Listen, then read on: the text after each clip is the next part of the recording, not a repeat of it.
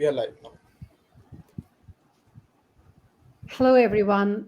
Good morning, good afternoon, and good evening, depending on where you are at this time of the day. Here we are, and today is the Soul Shows Chapter 3, and we have our guest Abhishek Prasad. He is the lead at JLL's Labs, and I am Kavitha, your host from Soulverse, the CEO and the founder of Soulverse. And we have Ali, our chief community strategist, joining us on the show. We look forward to asking Abhishek all questions about on the topic of exploring the future of urban development, both in prop tech using Web3, blockchain, AI, and tokenization. And one of the key aspects these days is talking about fractional ownership in smart cities. I leave you with Abhishek at this moment to introduce himself, and we will continue after that. Hello, Thank Abhishek. you, Welcome to Kavita. the show. Yeah, thank you so much, Kavita, for having me over. And I'm happy to see this is the third show, and three is always been a lucky number for me. So this is even more special for me. Thank you so Fantastic. much. And to all of them who've joined in, my name is Abhishek. I lead Idea Lab, which is one of its kind startup incubation program within a property consultant like us. I think this is the only one in the IPC universe globally where we have a structured program in place where we work with startups. We see how we can accelerate the transformation that the real estate industry is looking at by using the knowledge power and the speed and agility with which a startup can execute. That's what we want to leverage. And today we have a global network of startups. So we work with quite a few of them from across the world. And yeah, so I'm just about me, being a two-time entrepreneur, failed both times miserably. And I realized the bazaar aspect of my life was not working well, wherein I was Okay. not able to connect my solution to the industry needs. Mhm. It was more built in the head, built in the lab. So that's when Idea Lab opened up. It was more a spiritual connect for me. Like, okay, makes sense. I know something which I lacked as an entrepreneur. I think this is a great space for us to build the next few startups. So it was a no-brainer decision for me to join this. I'm happy. Thank you. That's lovely to hear. I mean, there is no such thing as a failed entrepreneurship. I think we all have ideas that we build on and we learn from that. And in a sense, you brought all your experience and your learnings to JLL's Idea Lab. And it's been a learning experience for all of us, being entrepreneurs, right? But on, the main reason I think, and we wanted to talk to you is one of those. You bring a lot of your learning experience and leverage that to build the prop tech for in the JLL labs. And based on that, there are lots of pressing issues in the world today, and which potentially can be addressed by the upcoming technologies, and which are the blockchain technologies, which we call the in the space of Web3. We use blockchain technologies. And to address those, I wanted to ask you a few questions and seek out your knowledge and expertise in the field. One of the issues that we face in real estate, especially, is the lack of transparency. And we believe what we believe and we see the documentation, right? The lack of transparency in transactions. Two people come together, there may be a middleman, and only these three understand what's happening in that particular transaction. How can you infuse transparency into these transactions so that the person who actually will be the next person who may transact based on these transactions can believe the previous transactions? How can you infuse the transparency in documentation, in the amount of what's paid, what's not paid, what's right, what's not right, what's true, what to believe in the future, right? How can you bring blockchain into this space? Perfect. That's a very good question. I think that's uh, the trust issue is something we as humanity have been solving from the time we evolved from the Darwin's theory of apes, right? So Right. I'll answer these question in two forms, right? One is, why is there a middleman? Why is the need of a Mhm. middleman or somebody who authenticates if a transaction has gone through? And then what could be possibly a way out, right? So there's a reason why we have these authenticators in between.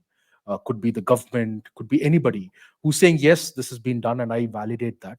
And that is essential because our whole human or democracy or whatever we call it has been built on this concept that we have a governing body which says if the transaction is gone right or wrong. So that is a no brainer, and I don't think there is a future where we will not uh, have some kind of validation. But who is going to be that middleman or the authenticator could be different forms. That was the first one. Second one, I think I was talking about this with one of my good friends over lunch today, that the whole internet itself was built for a very different reason. It was built in a lab for information decimation, right? It was built in Mhm. a lab for people to access library, and suddenly everybody got excited about it. The whole boom happened in the valley, and then we started connecting everything to it, thinking that is the holy grail which will solve. And it is only going to do so much. It can only Yeah. connect disparate systems, and there's going to be exchange of information. But we've all seen in the recent past, uh, the validity of the information being shared is questionable now. Right. So again, we go back to the same problem: who's going to do that right now, right? So Mhm. that's where I see a decentralized network, or any technology which can come in, which can not just bring in this multiple stakeholders together onto a single platform, but also ensure that every transaction is being recorded and auditable. I think that is where the future is heading to, which will be a reality eventually, because all of us have started to realize that we need to be sure of where the transaction is happening. Who am I dealing with? Is it the right thing that I'm doing? And a lot of these questions can only be answered if you. It's not going to be solved by a typical internet-led approach. You just need Mhm. another layer on top of it, which is beyond connection. Yes. Absolutely. One of the reasons why we have so much distrust in the whole system is that we do not know whether what we think are the real documents. We don't, we have no idea whether they are the originals, not the originals, whether the transaction has been manipulated at some point, and you end up probably generations later, you end up in the courts, and that is what we see happening often and over again, especially in the real estate industry.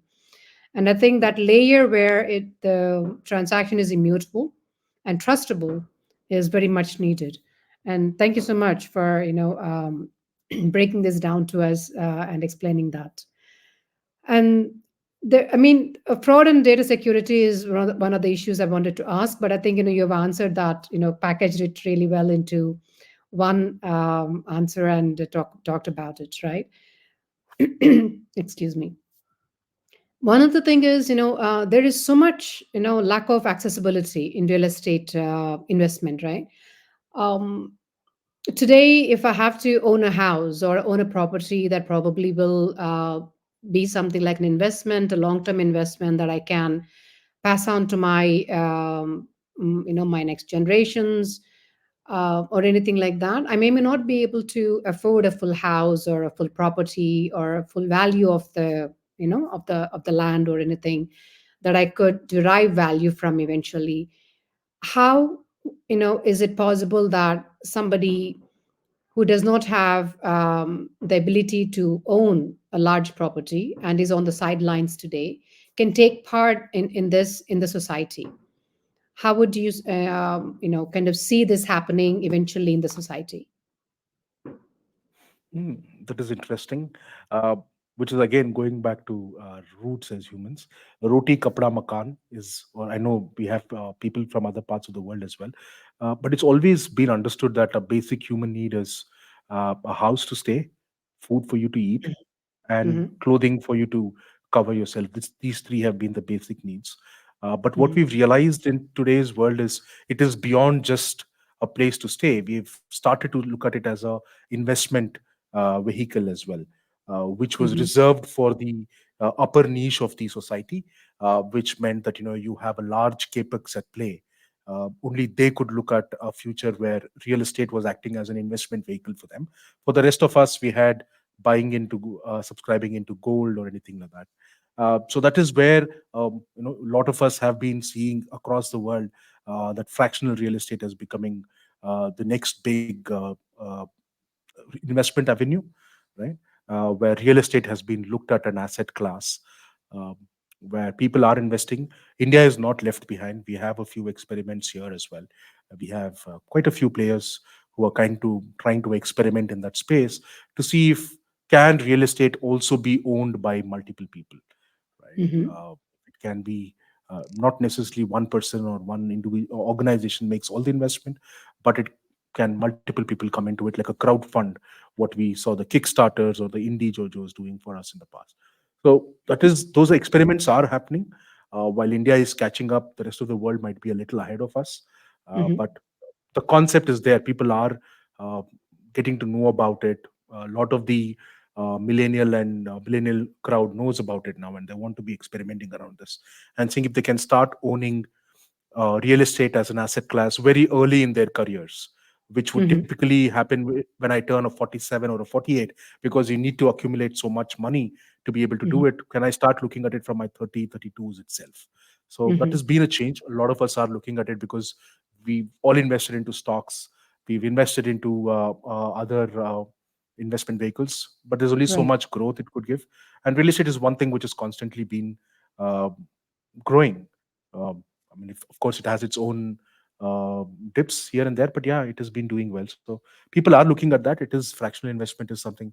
If you were asking me that question, yeah, fractional investment is something which a lot of us are looking at as a investment asset class. Yes. And it's finite too. And at the moment, I would say that until we land in Mars or land somewhere else, land is finite at this time. And uh, considering that we could think of solutions that would allow people to own a part of it, would be a step forward in kind of a more equitable society. Building on Yeah. the same question, Abhishek, I wanted to ask you about, the fractional real estate. It will have to be, utilized in terms of or created by tokenizing certain, the pieces of the asset, right? And that is how it can actually be owned and by different people by buying a part of the asset as a token, and you hold it. While you hold it, you own it, and then you can pass it on to somebody or get the profits. If it's a building that is rented, you get profits out of it and all of that. But considering the regulations and also the improbabilities around tokenization of assets, it being looked at as securities, if it's traded or not traded. um, how would you think moving forward the tokenization of the assets will be accepted in terms of governance and in terms of the common person being able to have access to this kind of technology and be able to buy the asset as a part of an NFT, which is the token that we're talking about. Yeah. So again, this question is, I think it has two answers to it. One is from the governance side, which I'm Hmm. assuming you're referring to the law of the land as well, aligning to this, Yes. and also from the acceptance part of it, from the user or the consumer side of it or the buyer side of it. See, from the buyer side of it, it makes a lot of sense, right? Because if you go to any part of the world, there is a standardization of how real estate as a property is being registered. Right, every Hmm. nation has its own standard. You just can't keep breaking property into multiple pieces and then saying, Hmm. I will own 1 square feet of it. It's just not possible, because every government and their real estate laws has some form of standardization there. So keeping that in mind, there's only so much you can actually break down an asset class into, or a Hmm. real estate property into. And now, if you want to invite people to come in there in multiples and start subscribing to it, a small Hmm. part of it, so then the whole question the buyer is going to ask is, how am I going to be sure that I have a part of it in the same real estate, right? So it's not that Right. I can etch my name on the brick like the Hmm. background you have. If I could just put my everybody's name there, life would have been so much simpler. But So that much is not the simpler. case. Yeah, but Hmm. that's not the case. You have So if you own two bricks, then alongside comes the operations cost of it, the maintenance cost of it, then the revenues, how am I going to split? Somebody can come up Mhm. and say, I think this will be a good reference for people from India. So a lot of us have moved to the society or apartment culture today. So all of us have signed papers after papers after papers, and at the end it says, while your carpet area is 1,400 square feet, your undivided share is going to be 120 square feet, and nobody Mhm. knows where that 120 square feet is sitting amongst the large 2-3 acres of plot. So Mhm. it is all left to one association to kind of be the governing body there to kind of take a Mhm. decision and say, after 50 years, when the life of this building is done, you own this part of it. So it's a lot of confusion. Nobody's been through that. Nobody's seen that 60 years. So we're all fine. But the problem is eventually going to erupt. So it is this same problem. So today, if I take a no, if currency, I have a legal tender. But do I have a Mhm. legal tender for this? So that's where the question is. And so a lot of the consumers will start asking for data as such, which says, Mhm. what is my property? Who is the rightful owner of it? And what part of it am I owning? And how is it being registered in my name? What is this? And this cannot be done with your pen and paper approach or a typical government based structure. So that's when the whole idea of tokenization becomes a lot more interesting, right? Because Mhm. you're Mhm. tokenizing it, it is becoming immutable record, which is put on my name. I, Abhishek, own that particular piece of the entire asset. And tomorrow, based on how its valuation is playing, I can either uh, sell it to somebody or pass it on to my next generation. So that's from the user side, and that's going to be the only way out as far as I see. I don't see any other way of using technology or working our way around the governance or the law of the land to make it happen.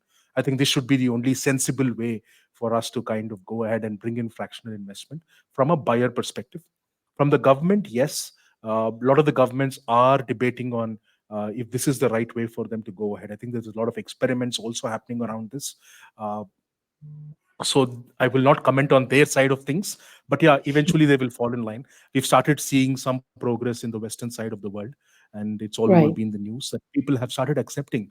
So I don't see it as it is coming. The future is arriving, and the early adopters, more from the buyer side, from the stakeholder side, from the ecosystem side, all of those early adopters are actually Mhm. going to start benefiting by investing their time, energy, and resources into a process like this.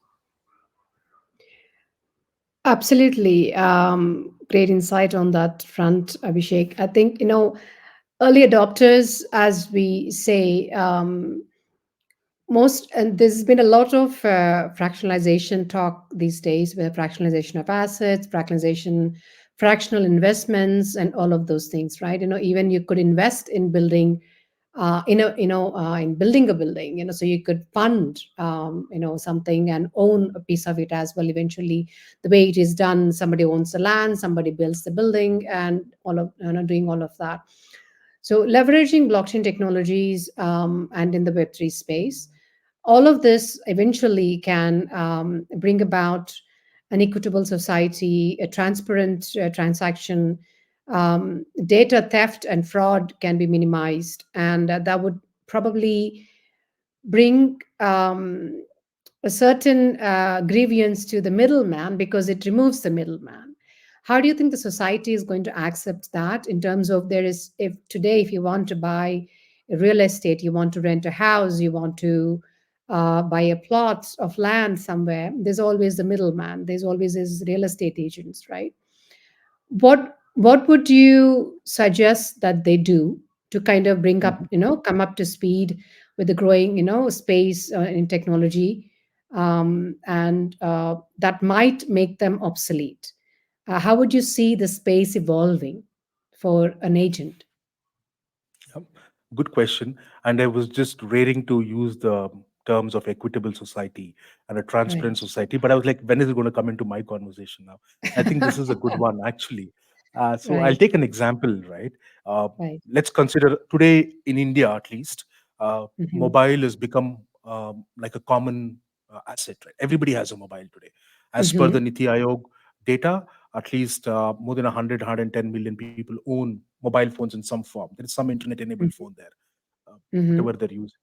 So let's go back to the example of us trying to book a taxi in the past, right? Right. There was a Right. middleman. We had to call him or her to book a taxi for us, and they Right. were all maybe they were making a larger fee out of that whole transaction. Maybe it Mhm. was a VIP or a shopper driven service they were giving us, and they were good Right. with that. And Mhm. so was their customer base as well. Maybe if I Mhm. am sitting in downtown New York or Bombay, maybe I would Mhm. only be able to concentrate on a few zip codes or postcodes, because I Mhm. possibly cannot have a network or phone numbers of everybody in the country to be able to do Mhm. this. Then Mhm. comes Uber. And a lot of the times Mhm. in the early days, the brokers thought Uber is the evil, the Satan has arrived, right? Right. And they Right. were all panicking about it. And like, how am I going to survive? But that's Yes. when some of the early adopters of, even from the cab aggregator space, they realized that Uber is actually a friend. They've actually given you an open platform. They've Mhm. created a network where anybody and everybody who has a mobile phone can just quickly download an app. They don't need to know your name. They don't need to know your address, nothing. They just have to Right. download an app. You can plug in your assets, which is your vehicles, onto this network. And Mhm. what somebody previously had about maybe 10 customers today has access to the entire Uber population itself. The Right. Uber universe becomes their thing. And that is, there have been a lot of success stories around how uh, taxi owners have actually Mhm. improved or increased their fleet size as well. Now they become fleet Mhm. owners. Then they've got Mhm. in different models around, do I actually own a fleet, or I kind of rent a fleet or I lease a fleet? And there are Mhm. ways that they're actually making money. So the Right. middlemen, uh, I don't know, I think that's the wrong term. And possibly it is globally as well. That, a lot of these service providers, they've also been very happy to call themselves the middlemen and saying, okay, I'll find out, I will give you, but actually you're offering a service, right? Right. And Mm. today, if you were offering it to 10 people and you were making maybe a kilo of apple as your takeaway, tomorrow the entire maybe Bangalore or a Bombay or a New York is opening up as your customers. Maybe you make smaller chunks out of all of this, but you're actually reaching out to a larger class of people.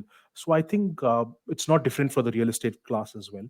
We've also Mhm. started realizing that what we give is a value added service, which Mhm. is beyond just being a kind of you can't hoard this kind of information anymore. It is going to be publicly available there. People know how to find their way out.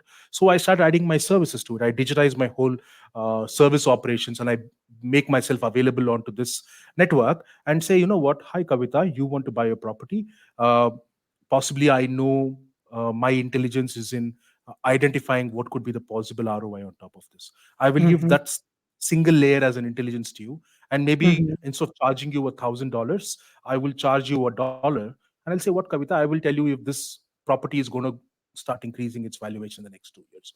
You might Mhm. as well, you may want to pay for that, because the Right. stake for you is $100 and you think $1 is fine. That's convenience fee is totally fine by me. I'll pay you $1 and I will invest 100.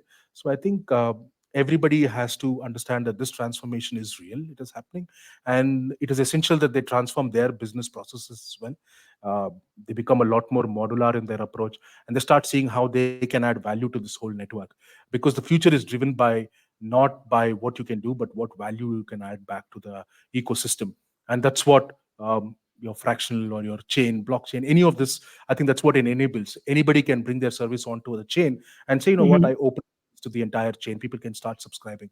So I think it is that moment where it's a true transformation of us as industry people as well, that we start changing how we look at business, how we do conduct business. And it's good. Today I can become global with this. I don't even have to worry about it, right? And that's how I think the brokers have to get there, and that kind of creates a lot more transparent ecosystem, because I cannot hide. There is a reputation for me to manage on the chain as well, and it's not it's not that I can ask my friend to just go there and put in uh, a comment and say let's do Mhm. this. So it is going to be a lot more interesting that way. So it is going to become transparent, and I think because of this, a lot more assets will come onto the regularized ecosystem as well, which were previously Mhm. not part of the total value side chain. So I think it's Mhm. going to create a much better world than what we were in. Yeah. And talking about adopting and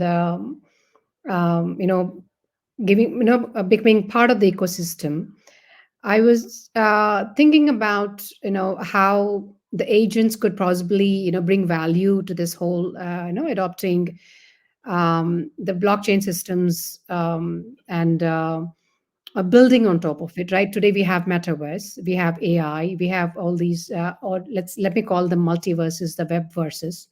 rather than using a brand particular issues. But agents could actually be utilizing the web verses to walk a buyer or seller, or another agent around to show off their properties, and utilize AI to kind of match you for the with the properties that you're looking for. The way today we have drop downs where you say you have certain, I want a house in Bangalore, I want an apartment, I want in this area, I want these amenities and all of that, and they show you multiple properties. Tomorrow you could actually be in click of a button, AI could match me like 100 different properties and walk me through all of these. And agents are much more if they are adapted to all these technologies, bring them up to speed, they could actually be doing much better. They could actually be the turnaround time for them, and the value for money even for on both ends could be much much higher. Imagine I having to physically go show 10 properties to a customer, than taking 10 minutes, 20 minutes, 30 minutes to show them all and give them a very real life experience in as such.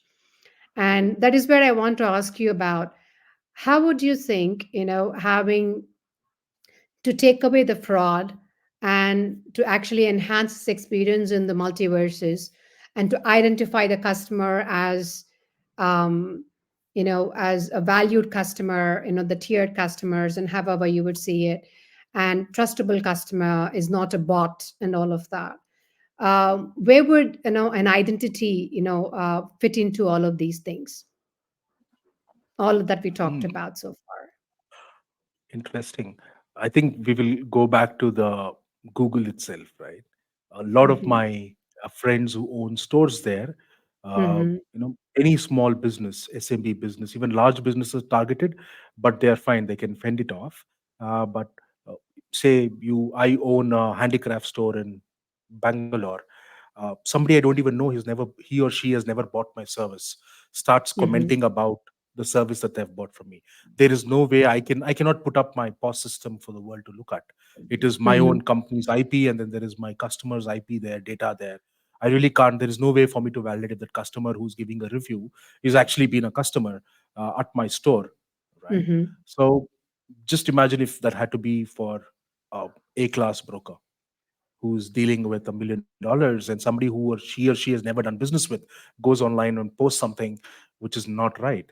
That could be a Right. hit on their business, right? Mm-hmm. So Mm-hmm. that's when this whole concept, I like the word that you used of ID, that you could create, where you have all the details of this person stored, and if he or she can afford the asset class that we're discussing about as well, I don't need to look at their bank statements, but I just need Mm-hmm. to know that if they're coming into this room, do they have that necessary buy-in for them to make that happen, Right. right? Uh, yeah. So if I could have that data, and from the other side as well, if you, Kavita, were supposed to come to me as a broker, you need to know that I have a record of service that I'm able to provide.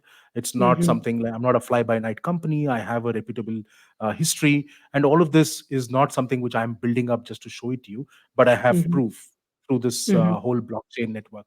So by bringing in a concept of an ID like this, I think it'll become a lot more interesting, both from both the sides, both from the demand side and the supply side, where you have Mm-hmm. a immutable chain, and life becomes a lot more easier, because at the demands at the supply side, we're always questioning, is this the right buyer? Do they have Right. what it takes to get into this conversation at all? You don't want to be just talking to anybody, and how would you validate that? And then when Mm-hmm. you start talking about um, validating if they have the right financial instruments to make the decision, a lot of them just fall off, because either they don't want to do it, and everything happens there. So if there's some way that there's an ID which says, okay, check in the box, Abhishek, yes, valid name, valid address, this is his or her credit history, everything is kept there, and the chain validates that, and it comes to me, and then I say, oh wow, Kavita is a great customer for me to have, and Kavita also Mm-hmm. gets to see what Abhishek has done, what is his Mm-hmm. history, and then you say, okay, this is a good one, now I show you a property, and that is also on the chain. So Mm-hmm. even the properties records till the origin of the bookkeeping is started, you have the every history on it, who what are the hands that it's passed through, what are the compliances that they have already, from the land, from the water, from the utilities board, All of it is given there. You know what it is, and you also know how much this asset class can be expanded to, understanding what is the building clause around it. So when you start seeing all of this, and then you bring in a layer of interactivity through a metaverse or any other layer, it's like, you're able to make these decisions on the go now. So you're like able to visualize all of it, and the trust is natural. And then I would not be surprised if there was a future where somebody could just put a uh, card onto it and say, you know what, buy that class for me, and it's in my bank account. It's like a checkout, which I do on an Amazon. Maybe a real estate, also being on an Amazon will not be a far-fetched dream through this. Sorry, I was just about to say something on that front.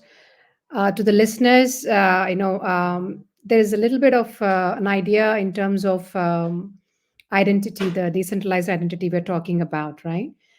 It doesn't even have to be that I tell you I'm Kavitha.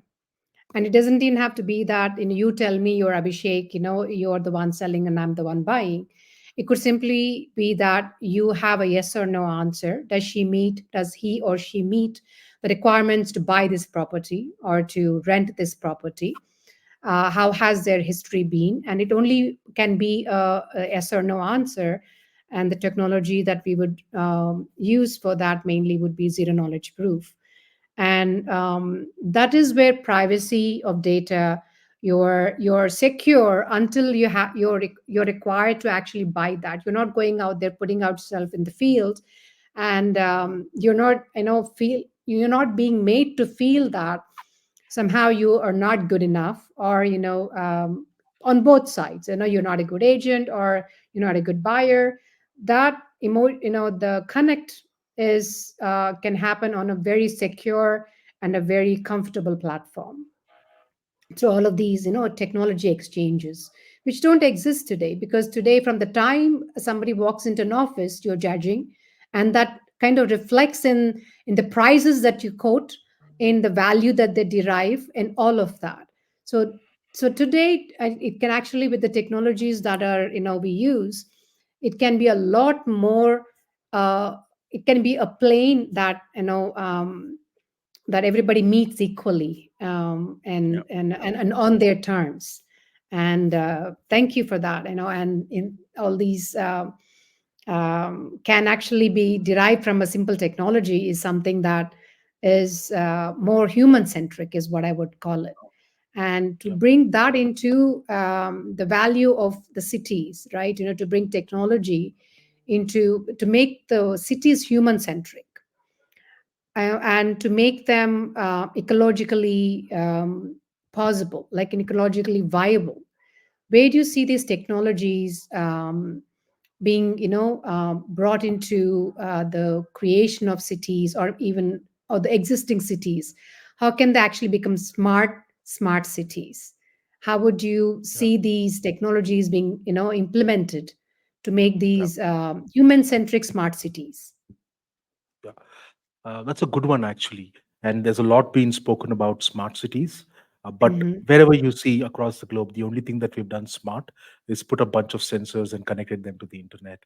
And then we Hmm. throw up a great visualization and say, oh, I'm a smart city.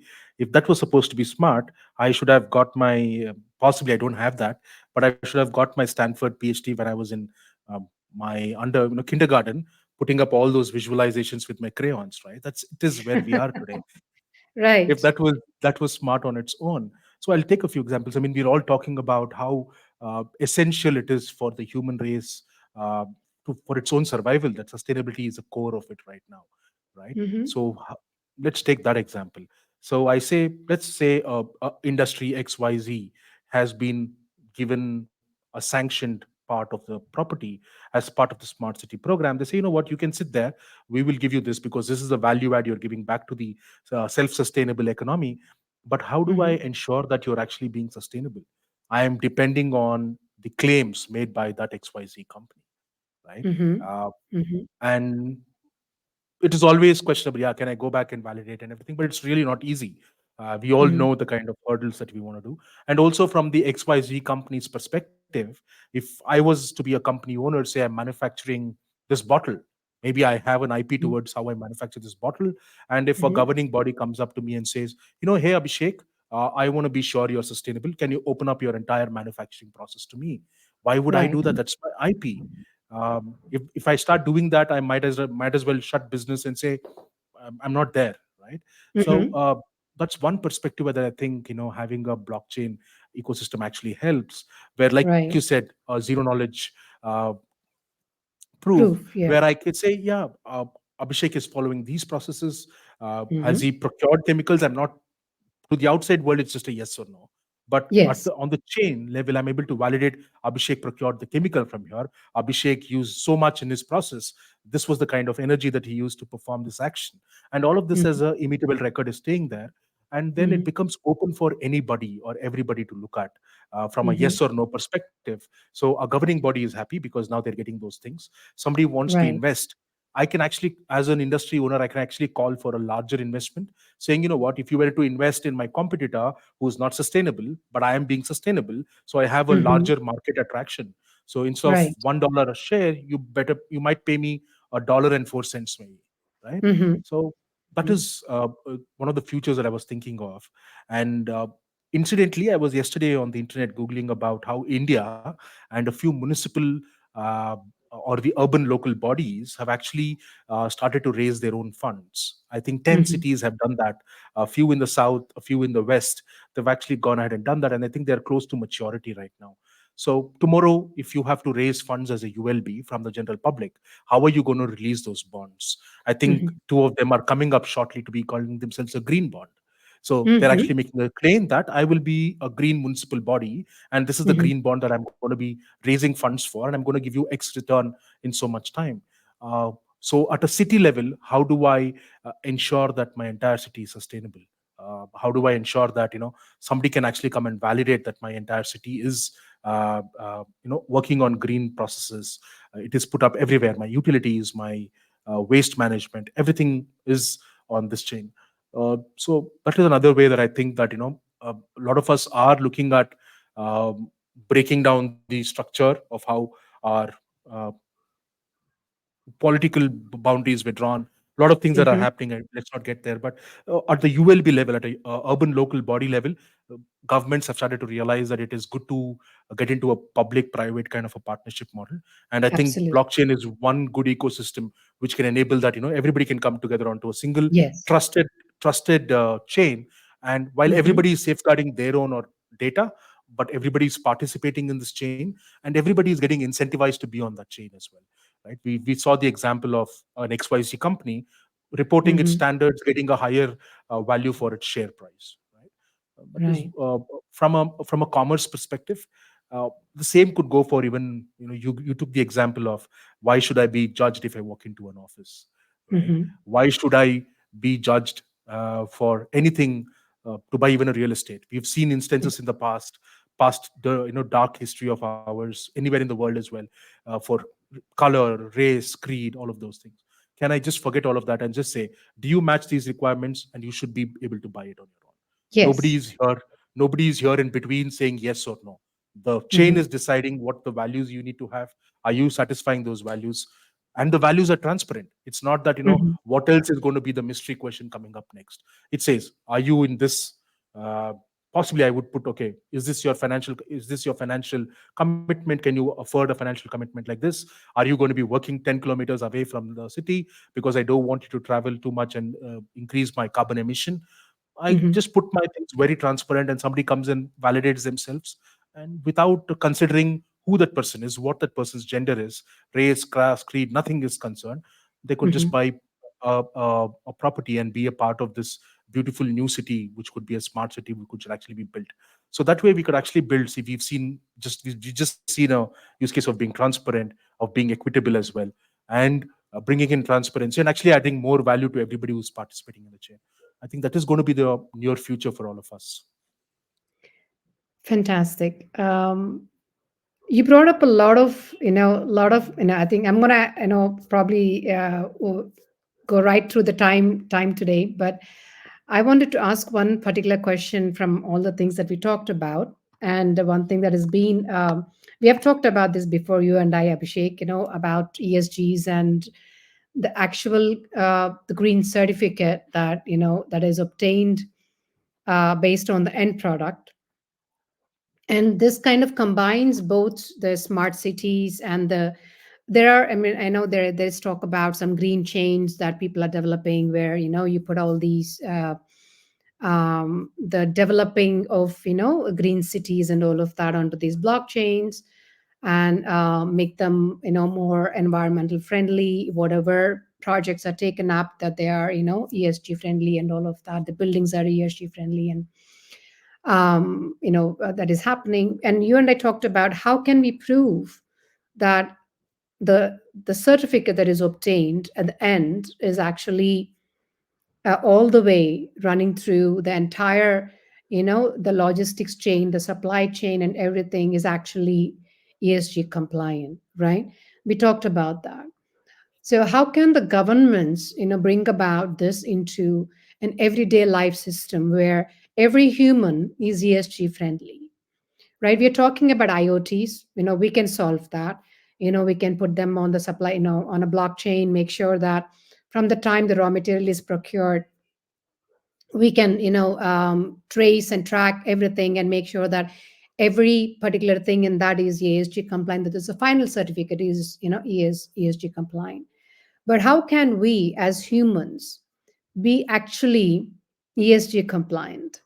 How can we bring blockchain into our lives that we can actually be the ones who are the main consumers of this earth's resources, actually be the people who are green and compliant? Wow, that's a very good question. I think you're bringing it back into the basics, right? We as humans have to be the change that we wish to see. We've always been saying the government has to do that or somebody else. But if you bring it on Right. to us as individuals, that is an interesting thing. Hmm. I'm just thinking, how would I position this? Yeah, I think this is great, right? The biggest advantage of a blockchain is it gives you an opportunity to incentivize any participating actor onto this. So, if the minute we as humans, whenever we are buying, we start demanding that, I need to know what is going in through this product. Even today, while this could be from a premium brand, I really don't know what has gone into this shirt. All I know Hmm. is whatever they've given me at the tag at the end. And Right. so if we start demanding from the demands from the supply side of it, you know what, I need to know that you are following what you're preaching, and Hmm. I'm okay to pay you a premium for that. And if Hmm. that can only be possible if you're able to create a chain where both the supply and the demand are on top of it. And also brands could start promoting sustainable culture and saying, if you as an individual are following sustainable practices. Say, for example, if I'm taking the public transport or greener transport versus burning fuel and going in my luxury sedan, I should be given certain brownie points, which I could exchange possibly Right. as a premium when I'm paying my insurance on my vehicle, or Tax benefits, possibly maybe, which tax. everybody Yeah, loves. yeah, something like that, right? But so every act of my life is actually being traced, but I cannot put it up on the internet, which is, we know Right. the dangers of putting it up on the internet. What am Yes. I eating? How am I recycling most of what am producing, or disposing? How am I recycling most of it? So all of these things is, if you're able to create an incentive model for both. So I think we should take, if I take a step back, I think we also spoke in our discussion. I think the world runs in this whole holy triangle of Samaj, Right. Sarkar, and Bazaar, or which is the government, the society, and the businesses. These three Hmm. have to be together for any change to happen. So Hmm. I know the government is, still uh, in the very early stages of their thought process on how the whole blockchain and the Web3 ecosystem will pan out for them, and they have the reasons. We know we'll not talk about it though, but from the Samaj, from the society and the business perspective, I think if these two actors can come together and create a sharing ecosystem or a network between themselves, saying, what, Hmm. I incentivize you for your good activities, and Right. I as a business benefit from that. I give you a premium service. I think that ecosystem will make a lot of difference. We have seen a lot of examples. It's not unheard of. Hmm. If you see an Uber, if you get a good service, there's more likely chances of you tipping the driver, just Right. because right? And it is there in our DNA as humans that It's simply we always, translating some of the very basics yeah, into human life and using technology as a layer on top of it, which is trustable. All we are saying, yeah, throughout the common theme in the entire discussion today is the trust that we are building between two different parties. audience. And especially, real estate is one of the most affected industries in terms of trust, and the value it brings, the blockchain brings into real estate is humongous. And Yes. that is where so we talked about the multiple layers of blockchain in the industry, and we talked more about an asset, asset in sense of things. But I want to bring in the another layer of human, human factor into this. One of the most affected people is the workforce in the real estate business, right? They move from one construction to another construction site. In some of the developing countries, it could be different in in more developed countries. But right now, the developing countries, the human workforce moves from construction site to construction site, and their value to the building is humongous again, right? They are the ones who are laying that brick over brick, which eventually you own. At the end of it all, the benefits that are given to them, or the middlemen that prey upon them, right? How can we actually give value to the person who's actually putting the brick on top of a brick and making it happen for you, and ensuring that they also derive value from the entire process that you set up. Let's say the building is built, you put that on on the blockchain, you sell it. But what about putting the workers on the blockchain and giving them the right value for their hard work, and that they're actually able to take that value to the next construction site and saying that I built this, right? And they get better value in the next gig that they take up. Take Or up. if they have done something wrong, that also is taken up by the next employer, and ensure that they get the right value for the person that they're hiring. How do you think you see this happening? But I think in that one sense, I think even the government is aligning with this whole concept, because we're all seeing government is recognizing the gig workforce, and even the blue collar or the people on the construction site are also coming under this umbrella. So we're all talking about creating a credential for them, which is Hmm. beyond just name, Aadhaar, address, and anything else, which is also talking about the previous work you've done. And can I start Yeah. paying you for the expertise that you bring on table? Right, it's a Hmm. lot easier for people like me and you to put it on LinkedIn or anywhere and prove our credibility. And somebody was telling about this. The only reason humans stay longer in a job is because they have a credibility to prove in the next job, right? Which is, I mean, Right. in more sense or not, just makes a lot of sense. So the same way, if we are able to bring in here, a if we are able to create a gig based blockchain economy where all of these people are, Hmm. not just their credentials, their value, their work is also taken care of. One is you're able to ensure they get higher salaries for whatever hours they put in, compared to the whatever the standards the government has set. And two, you also ensure that they're not exploited as well, because there are Correct. certain standards that they have to adhere to. And you today, while there's a lot of checks and balance you bring in to kind of track and monitor all of that, it doesn't become easier all the time. So you could create this two kind of an ecosystem. One is from a credentialing perspective, and also, right, I mean, this is something which I've always been pondering about. Why should a construction worker be a construction worker all through his or her life, while we start our careers as somebody I know was a doctor and then realized that's not his game. He ended up building a co-living space, right? Hmm. uh, Hmm. why can't that happen to a construction worker as well? Why can't they prove the work that they've done? That, Yes. now they have a proof that, I have worked with XYZ. This is the number of hours. This is a commitment that I'm able to put into my work, and this is Hmm. my economic scale of Hmm. economies today. And can I take that to somebody and say, what, I want to upskill myself. I want to take in a certification. maybe Mhm. approach a bank and say, you know what, these are my credentials, validated, my certifications are validated, I have got some good references for people who talk about my work. Why can't Mhm. I do something beyond just being a laborer today, right? And that Right. will be the actual true liberalization of people at the bottom of the chain today in the Mhm. ecosystem. And that cannot be done by just a paperwork or just by calling out names and saying, okay, you come, you go, you come, you go. I think you need to bring in this kind of an ecosystem where all of these guys can come and be a part of it. Their work is recognized. They also have an incentive to be better workers. They also have an incentive to upskill themselves. And you're actually helping them move from one strata to the other one, and actually creating a lot more equitable, which is beyond just moral science and GDP numbers out there. Absolutely.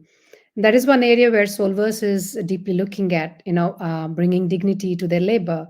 And, rightfully said, today when when a certain, level of society can go to a bank and obtain a loan, um, and blue collar worker most likely will have to depend on the handouts from the governments. That is a sense of oppression throughout their lives, that they're dependent on somebody. So Somebody. if they have these credentials, as Solbus, is building the wallets, and you can receive your verifiable credentials, you can receive your salaries and all of that in your wallets. It gives them a sense of dignity, respect, and it empowers them to actually walk into a bank and say, "Here it is, and I can prove it to you that I've done so and so, and I'm worth so and I can earn so and so throughout my lifetime. And if I take a loan, I'm worth your money that you will Yeah. you'll be paid back." And it can all the transaction can happen through a wallet. And imagine the how much they feel empowered tomorrow to what they are today, instead of living off of the handouts the government gives them. And this is this and I really see it, thank you for bringing that up, and I really see it taking a different shape and form for the society eventually. um, Great. And my next question was to you, and we are now about 7 minutes into our time for that. And I one thing I wanted to tell the listeners is, if you are not able to ask any questions at this time, please drop in those in our chat, and we will have Abhishek, answer them for you, and we'll post them in the relative social media channels for for whatever answers you want to for him to give you, or us as well. But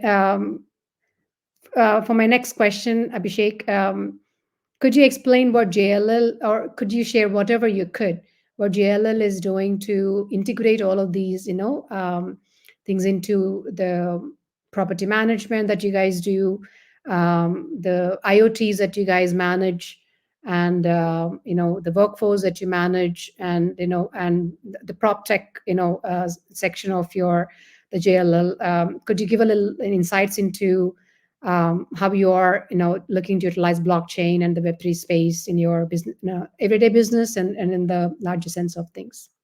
Yeah, that's a good one. The future that we envision as an organization is that today real estate is broken, Hmm. because you have multiple stakeholders and they all come in and go out at different points through the life cycle of real estate. Say, an example, you are the owner of the land, you pass it Hmm. on to a builder like me, your role is Hmm. done there. You don't Right. want to be a part of the entire chain. And then your value is also diminished there, right? So then Hmm. I build it, possibly I send it over to Ali, who could be the investor, and my job is done. I say, okay, Hmm. I've handed over to Ali. Ali then looks for the occupant, and then that's how it all goes. So the Hmm. future we are envisioning is, and that's where the challenge is also. So if you ask somebody, somebody says, "Huh, the builder didn't have this. We didn't know." Then I builder have to work on a lot of things to make that happen, and then I pass Hmm. a lot of it back on to Ali, saying, "You're the next stakeholder. Go, jao, Hmm. jao." So, Hmm. so instead of that, what we envision as a future is if all of these actors can be on one chain and can Hmm. be incentivized by saying, you know what, if you, Kavita, as the owner of the land, if you get the right certifications into place, if you pay the right taxes, you're able to, validate that you've done everything right. And if Hmm. you're able to pass on the property to a builder, A, you get a premium, and you also become part of this chain. And so you also not only get your uh, appreciation of the land at the starting of the deal, but also through the life cycle of it. I keep you a part of this entire chain. And then also a builder coming in, constructing it through the standards, right? So tomorrow, an Hmm. investor should not be left to surprises when an audit comes in and they say, "Oh God, I didn't know. I thought this was supposed to Hmm. be done, and I don't know, and it's not new, and everywhere it happens." And then them Right. passing it on to the next one, to the occupant as well, right? So Hmm. that's one future where we are envisioning is, can we have this entire life cycle uh, come onto a single ecosystem where nobody trusts each other. So trustless economy bringing onto a single fabric is something which we are envisioning. And while we do that, we want to drive sustainability as the core of this whole fabric, right? At Hmm. every instance of this life cycle, can we start keeping records of how I'm performing, what is that I'm doing, and how is that impacting on the sustainability chain. And Hmm. by doing this, we believe that we can create a greater greater value to the planet and to the occupant, which is the people, and of course drive value to everybody who's going to be a part of this. Because by doing the right thing and doing the good thing, you're actually going to get an incentive. It's like in school, right? If I was going to Hmm. get claps in front of all the boys and girls, I would do Hmm. anything to just perform a little more than what I would do. So the same way, can I Right. have everybody be a part of it? So, and as you know, jail, the three ethos which runs us is people, planet, and profits. So can we Hmm. create a ecosystem, and real estate plays a major role at this. So can we create an ecosystem where all the people are equitable, the occupants are happy? Can it give a safer planet for everybody to live in? And at the same Hmm. time, can we ensure every stakeholder who is a business stakeholder gets value for their money as well? And I think that's the vision that we have, that we all driving as Idea Lab or as anybody within the 1.5 lakh JLL employee universe. We all focus on only these three things. That's the future we're all looking at. And I think with this, I've also told how we're all coming in. So the whole fabric of all of us coming Right. in together is, it's going to be a Web3 future. Uh, Hopefully, yes. Most of Great our, to hear. Great to hear. we are also looking at that. Not only us, I think everybody else in the real estate eco space is experimenting hard to find the right fit to experiment and take it up. Yeah. It's great to hear, and we're looking forward to being part of that solution eventually. Yeah. And yeah, and I think it also makes it quite borderless. That is one other question, but I think we're running out of time. We may have to bring you back for a part two on this because I have so many questions unanswered myself, and I'm sure there's a lot from the audience and listeners as well, because it truly makes it quite borderless in the sense that we can of course adhering to the laws of the land. We could be buying properties anywhere in the world, and make it seamless and frictionless and burdenless, right? By being able to transact on the blockchains, you can view the property on metaverse. AI can do its job, answering all the questions, and blockchain can make it trustable.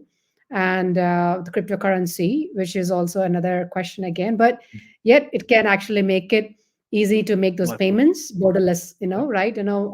It could simply be like a walk in the park.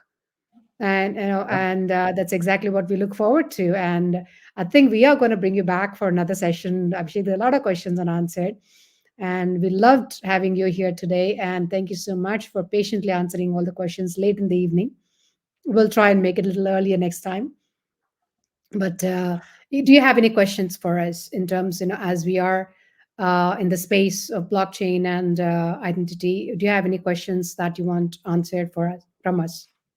Oh, yes, I wanted to ask this, but I think we can extend by a minute or two. The listeners Sure. also should be okay. You've been one of those pioneers in creating this uh, ID, right? Which is your Right. SSID or Soul ID that you call, and I like that concept a lot.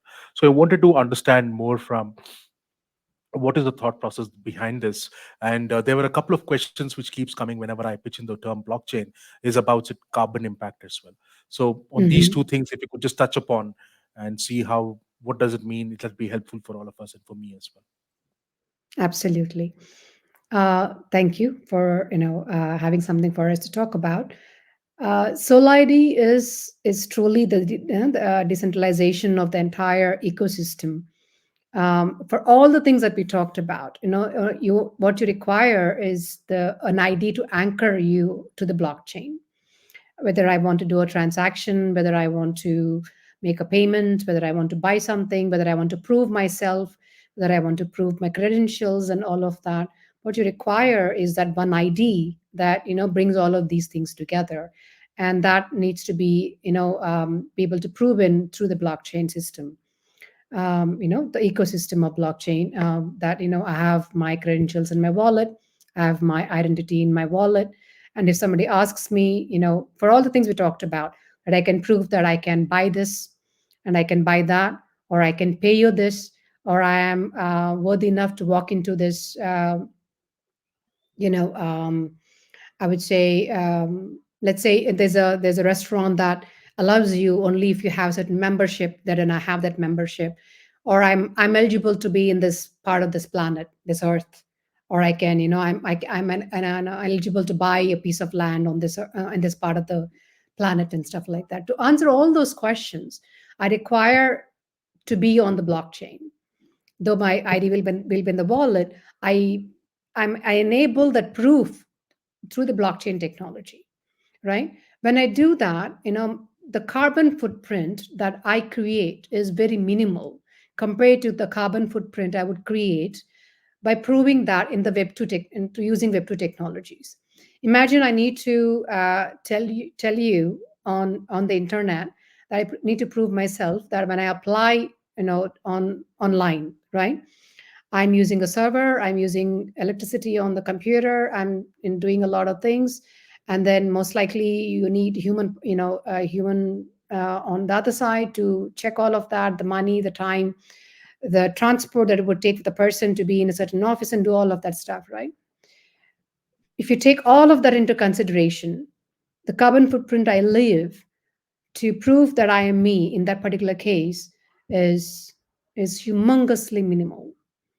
I cannot give you the exact numbers, but you can take into consideration if you map everything that on one in one column in the Web2 space, and you map everything in the one column in the Web3 space, the main carbon footprint would be the proof of work or the proof of whatever the consensus is, the amount of energy that is consumed for that particular piece of work, and put everything else on the other column. You would actually see the disparity in the amount of resources that are consumed to prove that one particular thing. And that is where decentralization, Solvers is actually going to be, we are in the talks and we have a foundation that we would be utilizing to measure these carbon footprints as to what blockchain and how blockchain, what is the blockchain's footprint first place, how once you adopt the blockchain, whether how you do you decrease your carbon footprint or do you increase your carbon footprint, and how if you actually are increasing it, how you're going to be able to complement it by bringing about the green footprint into different parts of your operations or anything like that, how you offset it. Yeah. So that is the gist of the ID and the carbon footprint that we talked about. Wow, that extra 2 minutes was totally worth it. One was to understand why this whole soul ID becomes so important for us as a future, as a business, as a humankind. And also, the foundation was very thought provoking. You're actually investing into ensuring that all of this is taking better shape and taking a conscious decision around that. Very happy to Right. hear that, Kavita. Thank you so much. And I'm Thanks, more than Abhishek. happy now after hearing these things. I think it inspires me to be a lot more part of all of our conversations. Thank you so much, Kavita. Yeah, Thank you, Abhishek. Thank you so much. Thank you, Ali. Much appreciate, and we look forward to talking to you again. Thanks, thank you. thank you, viewers, for all your time, and hopefully you had an insightful conversation. And this was an insightful conversation. And if you have any questions, feel free to ask us on our social media channels, and you will find us on LinkedIn, Telegram, and also on Twitter. Thank you so much. Thanks for your time. Thanks, Abhishek. Thanks, Thank you. everyone. Thank you. Thank you. Signing Bye. off.